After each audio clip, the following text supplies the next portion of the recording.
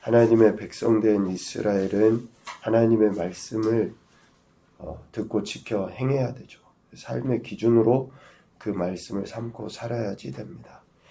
그 명령과 규례와 법도를 지켜 행하는 것으로 하나님의 백성이라는 정체성을 드러내 보이는 거예요. 왜 그러냐면 왜 말씀을 듣고 지켜 행해야 되느냐? 태생적으로 이스라엘과 하나님과 이스라엘은 말씀으로 맺어진 관계이기 때문에 그래요. 처음부터 아브라함부터 시작된 이스라엘이라고 할 때 태생적으로 하나님과 이스라엘은 말씀에 의해서 관계가 맺어졌어요. 이것을 언약 관계라고 이야기하죠. 말씀으로 약속이 체결된 관계이기 때문에 그렇습니다. 약속하신 말씀을 하나님은 이루시기 위해서 생명까지 내어주시고, 또 이스라엘은 하나님의 명령에 대한 순종과 불순종의 결과를 뭘로 갚습니까? 생명으로 갚는 거예요. 생명으로. 그러니까 하나님과 이스라엘은 정말 세상에 없는 독특한 관계예요. 그 독특한 관계이지만 하나님의 백성됨이 이스라엘에게는 최고의 축복이고, 하나님은 이스라엘을 백성 삼으시고 자신의 생명까지도 주시면서 그들에 대한 책임을 다하시거든요. 그래서 신명 다시 택하신 백성 이스라엘에게, 2세대 이스라엘에게 하나님의 말씀을 듣고 지켜 행해야 할 것에 대해서 강조하시고 또 경고하고 계시고, 그렇게 사는 사람들에 대해서 하나님이 약속하신 은혜들을 베풀어 주신다라고 계속 강조해서 이야기하는 겁니다.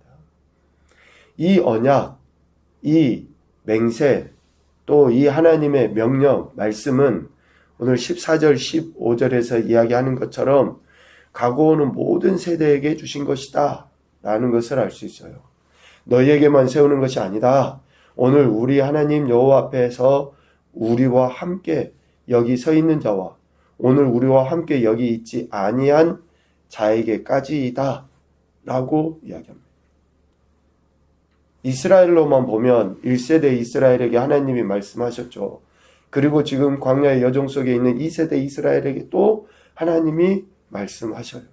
그리고 그 이후에 태어날 이스라엘에게 또 하나님이 이 말씀, 언약과 맹세로서 지금 명령하고 있다라는 것을 이야기합니다. 그러니까 이스라엘이라고 하는 그 모든 사람들은 아브라함과 맺었던 그 언약과 본질상 다르지 않는, 동일하죠. 그러니까 아브라함부터 주신 그 약속의 말씀이 아브라함의 후손인 모든 이들에게도 동일하게 적용된다라는 것을 이야기해요. 로마서 말씀으로 바꿔보면 표면적 유대인뿐만 아니라 마음의 할례를 받은 이면적 유대인까지, 영적 이스라엘 된 모든 백성, 모든 성도까지 하나님의 말씀을 듣고 지켜 행해야 한다라고 하나님이 이 약속을 하신 거예요. 언약, 맹세를 체결하신 거라는 거죠. 그러므로 모압 평지에서 모세를 통해 주신 하나님의 말씀은 새로운 것도 아니고, 또 지금 2세대 이스라엘에게만이 아니라 앞으로 태어날 모든 이스라엘에게 하나님께서 하신 말씀이라는 것입니다.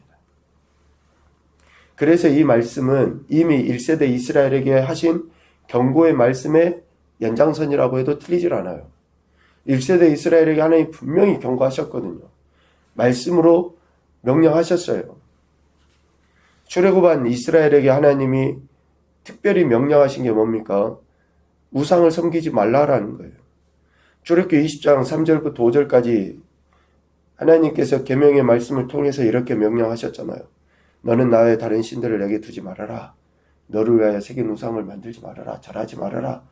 계속 그것을 강조해서 이야기하시고 그 말씀의 구체적인 적용들을 하나님께서 가르치셨거든요.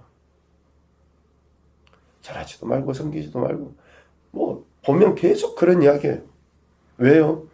오직 유일하신 하나님만이 이스라엘을 애굽에서 건져내신 하나님이시고 그 하나님께서 지금 이스라엘을 백성 삼아 주신 하나님이시라는 것을 이야기하셨잖아요. 그 분명한 사실을 믿고 그 말씀에 순종하기를 하나님은 기대하신 거예요. 여러분 약속을 왜 합니까? 약속에는 기대가 있어요. 기대가. 인간관계에서도 약속을 했다고 하는 것은 이미 상대방에 대한 기대가 있는 거예요.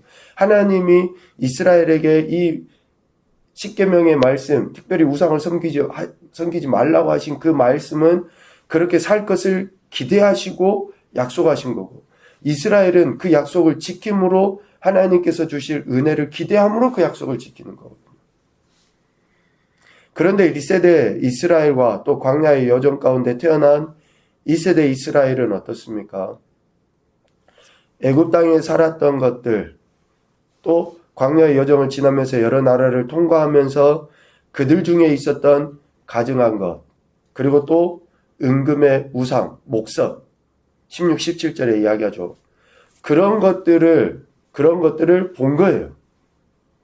애굽에서 어떻게 우상을 섬기는지 보았고, 또 광야의 여정 속에 여러 나라들을 통과하면서 그 가증한 것과 목석과 은금의 우상을 본 거예요. 그 본 것으로 인해서 마음이 하나님 여호와를 떠나서 모든 민족의 신들에게 가서 섬기는 그런 어리석은 죄를 범한 거죠. 그 여러 민족의 신들을 섬기는 것으로 나타나는 결과는 뭡니까? 18절 말미에 이야기해요. 독초와 쑥의 뿌리가 너희 중에 생겨서 예요. 하나님이 이러한 것을 섬기지 말라라고 분명하게 말씀하셨음에도 그 기대를 저버리고 애굽 땅에서 보았던 것이나 광야의 여정에서 보았던 것을 섬기는 그러한 행태를 보이죠. 그래서 그 결과가 독초와 쑥의 뿌리. 그러니까 1세대 이스라엘이 범했던 이런 우상 숭배를 반복하지 않도록 하나님이 지금 2세대 이스라엘에게 경고하시는 거예요. 오늘 17절 말미에 보면 목석과 은금의 우상을 보았느니라 라고 이야기하죠. 이 보다라는 히브리어 라하는 단순히 눈으로만 보는 게 아니라 마음으로 느끼고 또 그것을 즐기는 것까지가 그 의미가 담겨져 있어요. 즐기는 것. 라하는 그냥 단순히 보는 게 아니에요. 한번 보고 또 지나간 게 아니라 마음으로 인식해서 느끼고 즐기는 것까지가 보았느니라 라의 17절 그 단어입니다. 1세대 이스라엘은 하나님이 아닌 우상을 마음으로 섬겼기 때문에 독초와 쑥의 뿌리가 그들 가운데 생긴 것이죠. 이것을 반복하지 않도록 하기 위해 지금 14절, 15절 이스라엘이라고 불리우는 자, 이스라엘이라고 불리울 자들에게 이 말씀으로 경고하시는 거예요. 더 심각한 것은 뭐냐면요. 더 심각한 것은 2세대 이스라엘이 1세대 이스라엘에게 임한 이런 저주를 반면교사 삼아야 되는데 1세대 가운데서도 그렇지만 2세대 이스라엘이 1세대 이런 저주를 보고도 내게 임한 것이 아니라고 생각하는 것이 더 큰 문제라는 거예요. 오늘 19절 말씀을 봐보십시오. 이 저주의 말을 듣고도 심중에 스스로 복을 빌어 이르기를 내가 내 마음이 완악하여 젖은 것과 마른 것이 멸망할지라도 내게는 평안이 있으리라 할까 함이라 라고 이야기해요. 1세대 이스라엘이 하나님이 아닌 우상을 섬기는 것으로 또 우상을 섬겨서 하나님의 저주가 임한 것으로 인해서 어떠한 일이 일어납니까? 젖은 것과 마른 것이 멸망할지라도, 그러니까 이것을 뭐 여러 가지로 해석도 하는데 이스라엘에게 주어진 모든 것이라고 보는 것이 맞을 것 같아요. 세상의 모든 것이 멸망한다 할지라도 그들의 마음이 완악해져 가지고 내게는 평안이 있을 것이다. 이 문구를 보면서 선지자들이 하나님의 말씀을 선포할 때에 거짓 선지자들의 행태가 기억나지 않습니까? 지금 하나님의 심판으로 인해서 나라가 멸망할 지경에 처했는데도 불구하고 거짓 선지자들의 입에서는 뭐가 나와요? 평안이다, 평안이다. 지금 하나님께서는 곧 심판하셔서 강력하게 경고하고 계심에도 불구하고 우상을 섬기고 우상을 섬기는 자들에게는 독초와 쑥의 쓴뿌리들이 나타나서 저주를 받고 멸망당할 것이다 라고 하나님은 분명하게 경고하고 계심에도 불구하고 내 마음은 평안하다. 이런 것이 하나님의 심판으로 인해서 없어지고 있음에도 멸망당하고 있음에도 불구하고 괜찮아. 별것 아니야. 이 정도 또 시간 좀 지나면 또 괜찮아질 거야. 하나님은 사랑이셔. 하나님은 또 용서해 주셔. 하나님은 또 건져 주셔. 여러분, 우리 안에 그렇게 또다시 내일 이런 기약이 어디에 있습니까? 강력하게 하나님은 지금 2세대 이스라엘에게 경고하시는 걸 제발 1세대 이스라엘을 본받지 말아라. 1세대 이스라엘 이런 저주를 받은 것을 좀 제발 깨우쳐라라고 하나님이 경고하고 계심에도 불구하고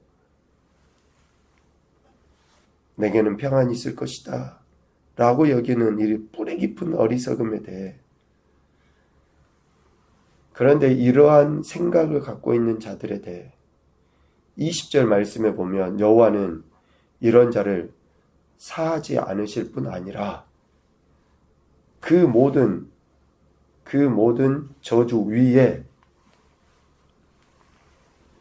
독초와 쑥의 뿌리 위에 여호와의 분노와 질투의 불을 부으시며 또 이 책에 기록된 모든 저주를 그에게 더하실 것이다.